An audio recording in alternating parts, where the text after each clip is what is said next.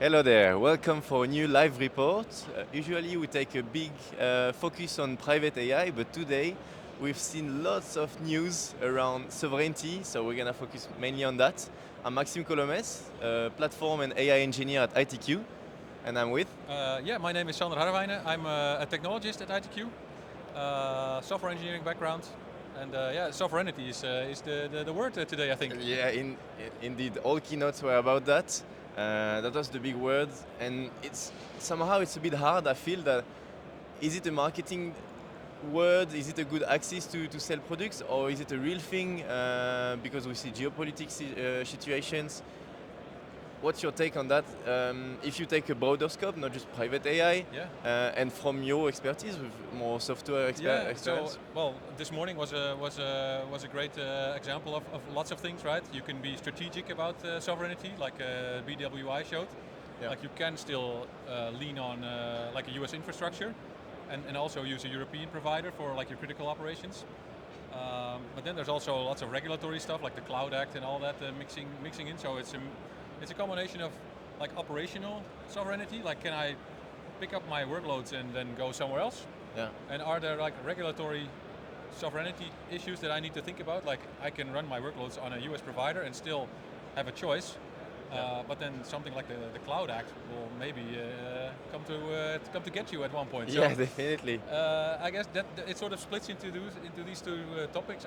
I think, but it's still all there's so much going on. Yeah.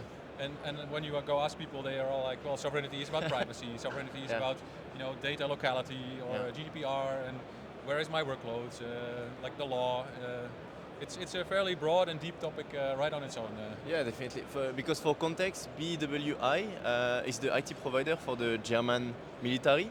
Also with NATO, if I'm not wrong, they work with NATO them. member, yeah. And that was a pretty interesting choice because they have an air-gapped infrastructure that lies on Google technology. Yeah, in the US infrastructure. Yeah, definitely. So it was pretty interesting, and we can see with that. Honestly, my point of view on that is, it's not just binary. Am I sovereign or not? But there is a spectrum where you need to be sovereign for certain topics. You don't need for others. So yeah, that's a pretty nice thing. Yeah, like the strategy thing, right? They pick and choose which workloads they can send up in the cloud and which ones they want to keep on-prem for. A critical infrastructure stays indoors, and then all the other stuff that's maybe not so critical can live on a public platform. Definitely. And you mentioned the Cloud Act. There is the Cloud Resilience Act, CRA. Is it cloud? Oh, yeah, I learned a lot about this this morning. I'm still not completely sure about what it all is, but they mention like developers, right? That could be me or you who built some software as a project, or maybe it starts out as a hobby and then sort of grows and sort of gets adopted into a product, and then suddenly you're a maintainer without even asking for it. Because bigger than you thought, and then you end up with a booth here. Yeah, and then next thing you know, you're here, right? Yeah.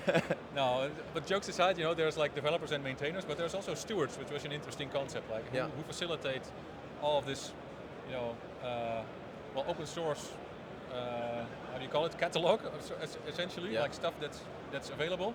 It lives somewhere, and like GitHub was the example they gave as a steward of open source. Like packages are hosted there, artifacts live there. Yeah. I guess GitLab is a steward as well in that sense, and there's probably more examples out there. But like I said, it's also new. New concept. And then you have the developers and maintainers, but on the other end you have the corporations, like they build commercial products. Yeah. Maybe based on your little hobby project that grew into a big solution. You somehow. See that GIF like with all the big bricks, and there is a tiny. The arrow U. Yeah, that's an interesting point because it reminds me about NIS 2 for cybersecurity, which was like a resilience, a regulation act. In my opinion, it's needed, it's required.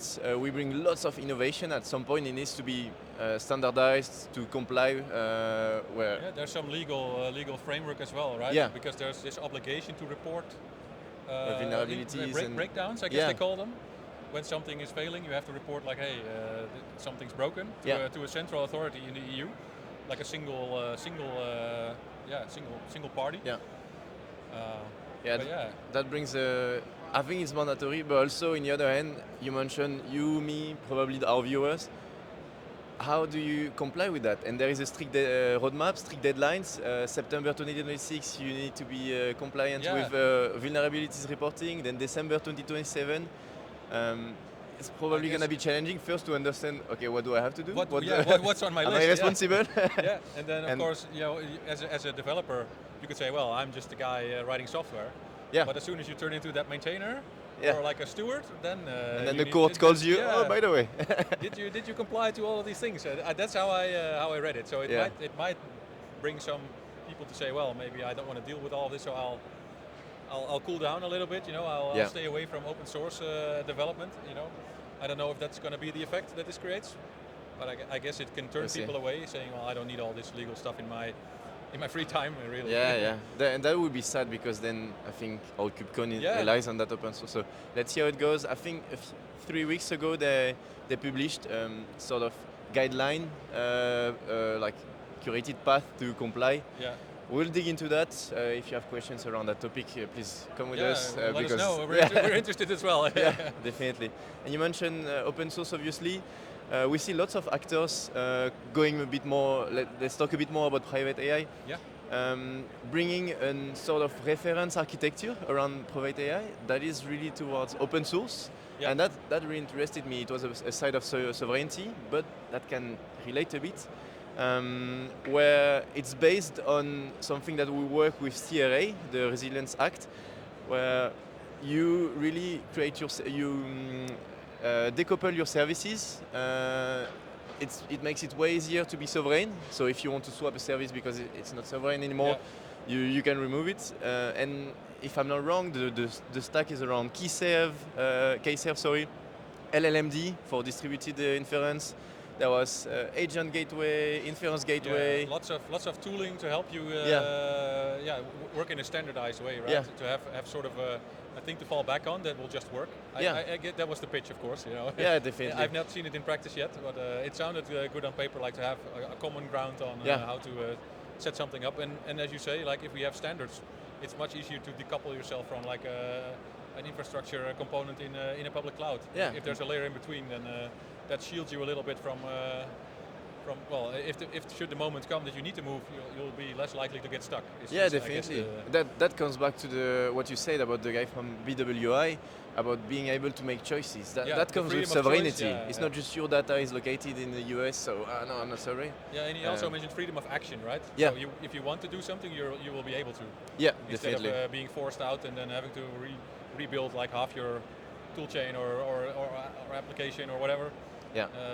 Just to shield yourself from like all of this, well, I guess the regulatory sovereignty. Big question. And that's one side, one path, the open source architecture, reference architecture. We also see that there is distributors that propose because it comes with a burden, right? Maintenance burden. When there is all those open source landscape solutions, you have to maintain them, you have to understand them. If they are deprecated, you need to change them. We see also distributions that come, for example, OpenShift AI that uses those bricks, maintain them, and then you come with like an enterprise-grade service. Yeah, they offer you a working suite of tools and services. Yeah. With support, so you really have different choices, and now it depends on every company to say, okay, let's go. I'm going for open source, or no, let's go for enterprise grade. You can buy components off the shelf now that will work. Yeah. Definitely.